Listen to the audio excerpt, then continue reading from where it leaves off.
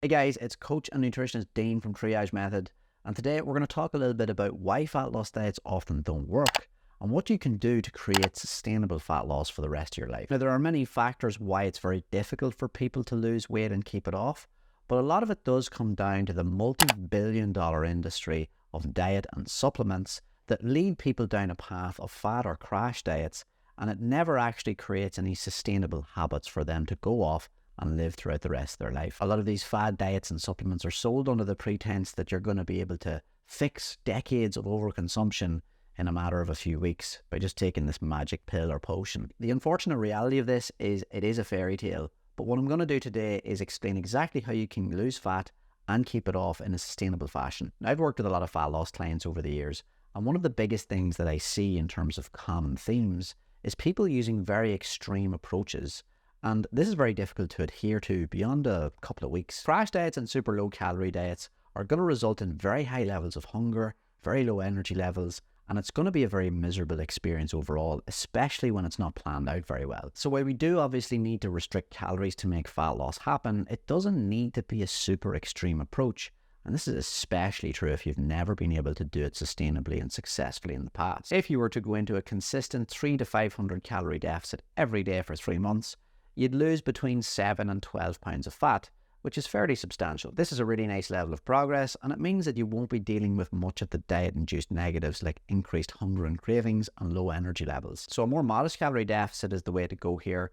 And if you need more specific help with setting up your calories for a fat loss diet, I'm going to leave some links in the description for you. Once you have a reasonable number of calories set, we now must talk about food selection. Another massive problem with common dieting strategies is the food that people are eating is not that filling. People either try and fit too much junk food or low satiety foods into their diet, and it just leaves them very hungry and experiencing a lot of cravings, especially towards the evening time. We want about 80 to 90% of our diet to be made up of lean proteins like chicken breast, turkey, tuna, low-fat beef, lots of fruits and vegetables, and of course filling carbohydrates like potatoes, oats, beans and lentils. If the bulk of your diet is whole foods like the ones I just described, it's going to be way more filling and satisfying.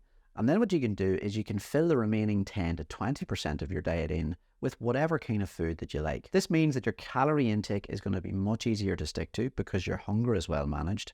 You're going to be healthy because you're getting a broad range of nutrients in your diet, but you're also leaving a little bit of wiggle room to have those treat foods, those meals out, or that little bit of alcohol that you want to enjoy at the weekends. Now, another big aspect of why fat loss diets are very difficult for people to succeed with is because they don't have any long-term planning in place. When I'm working with people from a fat loss or general body composition improvement perspective, I'll always make sure to sit down with them and map out a timeline in terms of when we're going to start the fat loss phase, when we would generally like to end the fat loss phase, how long we're going to spend in a maintenance phase, and so on. Most people will just jump into a fat loss diet and see what happens. They don't have any endpoints in place, and it's a bit chaotic. If you have a timeline on where your fat loss phase is going to end and when you're going to move into a maintenance phase where you try and conserve and maintain the results you achieved in your fat loss phase, you're significantly more likely to succeed. Don't just think about what's going to happen over the next 6 days or 6 weeks.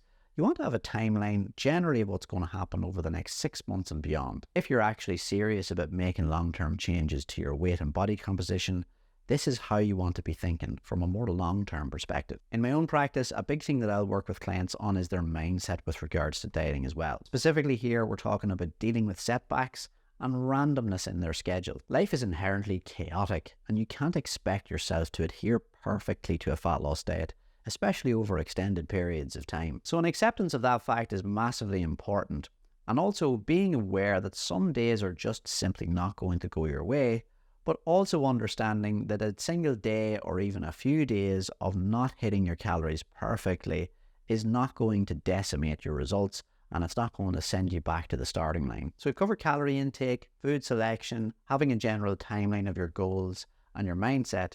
And another big aspect of this is making sure that you're measuring progress correctly. If you're not measuring changes properly, you're going to have a hard time of knowing whether or not you're moving in the right direction. To create an accurate representation of your progress, you want to be trying to weigh yourself 3 to 7 times per week, ideally daily and in the morning, using tape measurements, specifically the waist and the hip, and also taking some progress photos as well. The reason that I like to do this with clients is because by having specific guidelines around how you're measuring and using multiple different forms of measurements, It improves the view that you have of your progress rather than just relying on one thing, such as weekly weigh-ins, which can be very inaccurate at times. One of the most common issues that you'll see with the likes of slimming clubs is the lack of precision, and this obviously doesn't give you a good idea of if you're actually losing body fat or not. Finally, we want to have realistic expectations of what's possible. You might have a desire to look like Chris Hemsworth in Thor, but if I'm being completely honest with you,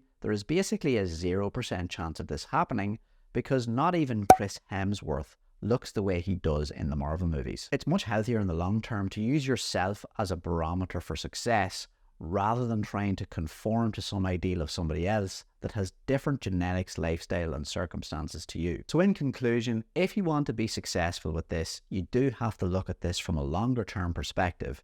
And honestly, you want to see yourself being able to do this for the rest of your life. If you can't see yourself implementing a particular diet for the rest of your life and you see it as pretty unsustainable, then there's not much point doing it for 2 to 4 to 6 weeks. So if you have any other questions, guys, do leave them in the comments. Check out the description for more of our social media and how to interact with us.